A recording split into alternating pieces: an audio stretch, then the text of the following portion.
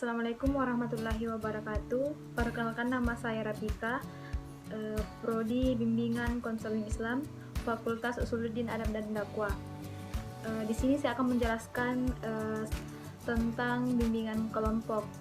Yang pertama itu ada tahap pembentukan, terus yang kedua ada tahap peralihan, dan yang ketiga itu ada tahap kegiatan, dan yang terakhir tahap pengakhiran. Jadi yang pertama itu tahap pembentukan.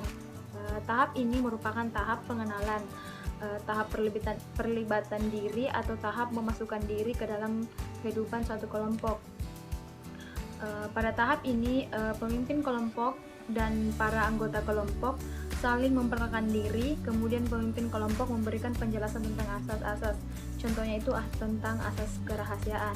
Nah, dalam tahap ini pemimpin kelompok perlu memusatkan usahanya pada yang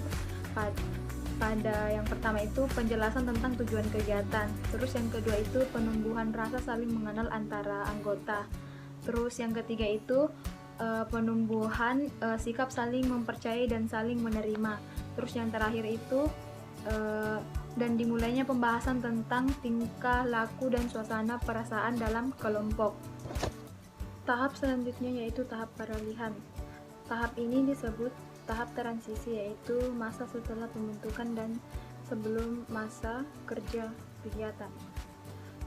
Pada tahap ini, kelompok menjelaskan peranan para anggota kelompok dalam melakukan seperti tugas kelompok bebas dan kelompok tugas. Kemudian kelompok menawarkan apakah anggota kelompok sudah siap untuk memulai kegiatan selanjutnya. Dalam tugas pimpinan kelompok dalam tahap peralihan ini adalah membantu para anggota untuk mengenali dan mengatasi berbagai macam hambatan seperti rasa khawatir, rasa gelisah. Nah, setelah itu pemimpin kelompok mengajak anggota kelompok yang telah siap untuk segera memasuki tahap berikutnya, yaitu tahap kegiatan.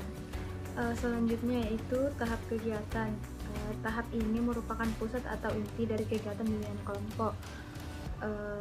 Dalam tahap ini suasana interaksi antar anggota kelompok mulai tumbuh dengan baik dan para anggotanya mulai bersikap saling menerima satu sama lain, saling menghormati, dan saling berusaha untuk mencapai suasana kebersamaan.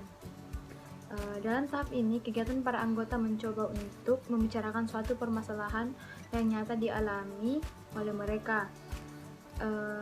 Di sini, pimpinan kelompok bertugas untuk mengamati dan menentukan arah dan tujuan apa yang diinginkan dari permasalahan yang mereka bicarakan. Seperti itu. Selanjutnya yaitu tahap pengakhiran. Tahap ini di sini kegiatan kelompok dipusatkan pada pembahasan dan penjelasan mengenai bagaimana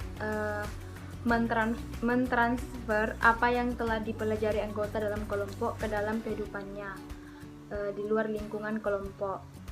Terus peran pimpinan kelompok di sini adalah memberikan pengetahuan terhadap